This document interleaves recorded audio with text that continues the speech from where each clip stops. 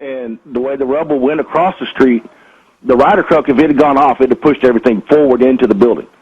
But everything was outside, into the street, covered up exactly, approximately where the Ryder truck was at. Some of the pieces of the Ryder truck were covered into that rubble.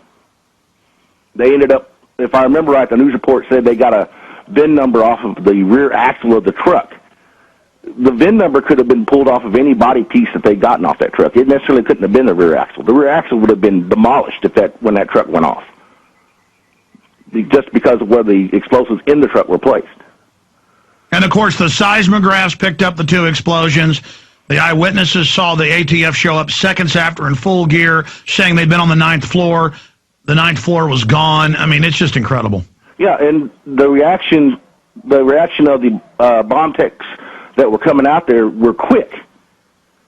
I mean, it was almost as if, like when the Joe Stack incident happened, you had the emergency response crews already right there for some odd reason.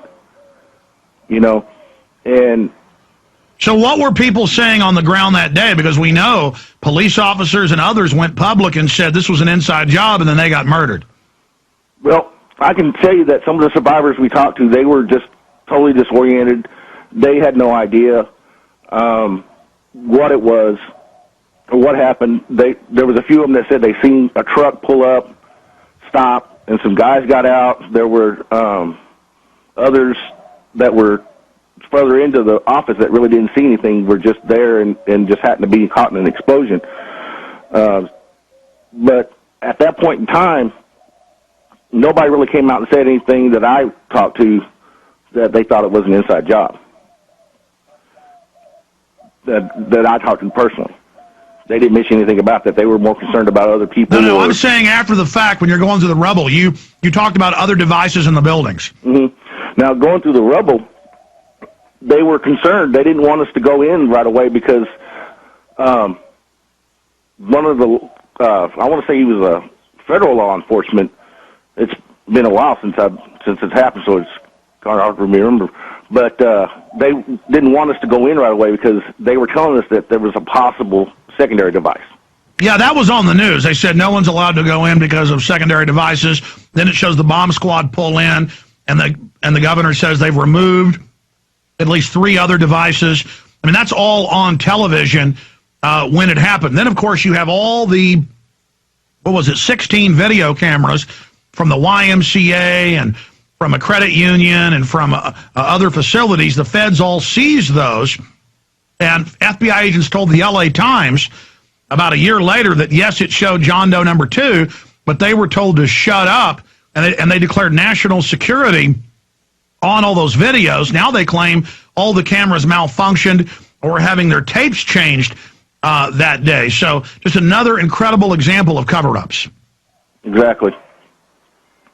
But I really wanted to bring this out because what is starting to come up within the next 3 months is going to end up being the same way. Because 9/11 and what happened 15 years ago were very obvious to those of us that have been awoke and seen everything and know what's going on, know how to read between the lines of everything that's being told. With my experience from being in the military as a demolitions expert, and I'm just saying if this was to go into a nuclear false flag, it's going to be within a kilo, no more than probably a 10 kiloton blast. Anything larger than that would not constitute an improvised nuclear device. We actually had in our arsenal at one time a W-54 warhead, which was nicknamed the Davy Crockett, and it yielded between 1 and 10 kilotons, which compared to a megaton blast, that's significantly small, which could be a right size blast for something of this type. Yeah, the Davy Crockett looks like a rocket launcher, and it's mounted on a tripod, and 2 guys, a 2-man team, can move it and use it. And it was supposedly designed in case the Russians poured across from Eastern Europe into Western Europe. It's something that overwhelmed ground forces would use to stop major armor divisions from overrunning their positions. We know there's a lot of other suitcase nuke type devices that have been developed. And I'm going to cover this after we take some more calls later in the hour before Max Kaiser joins us. But we have up on Infowars.com and PrisonPlanet.com, and it's in Paul Watson's article, Establishment Exploits OKC Bombing Victims to Push Extremist Threat Propaganda. Why are you so concerned about NLEO 10, the secret FEMA drill that the documents have now leaked?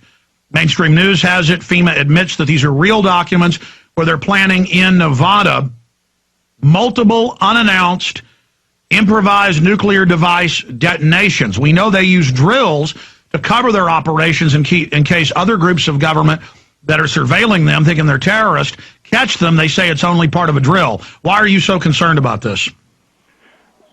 Basically because what happened at Oklahoma City, there were FEMA agents there, and they were photographing and taking notes. And my understanding, too, if you look back at what was going on at the time with the states wanting to bring up their state sovereignty and everything in 95 when Clinton was president, and now with the movement that's going on now, everything is just coinciding with each other, and it's almost an exact duplicate of what happened 15 years ago as far as the political ground. And remember, 15 years ago, 16 years ago, they had the same lead-up, almost identical propaganda. They're following a blueprint, and there's no doubt they are strongly considering setting off a nuke, blaming it on Iran or domestic groups, or bombing federal buildings, blaming it on domestics, setting off a nuke, and blaming it on Iran. Yep.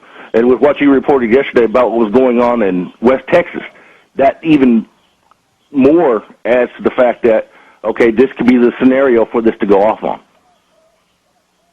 where they came up through Mexico, they didn't get everybody, the nuke got through somehow, and it went off.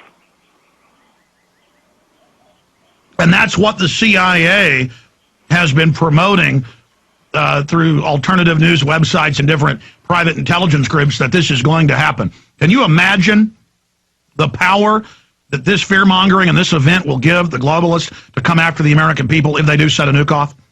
It's mind-boggling, Alex, what this is going to end up. I mean, we've got Presidential Directive 51, which will allow him to declare national disaster and implement the arm of FEMA, and from there, it'll just go downhill.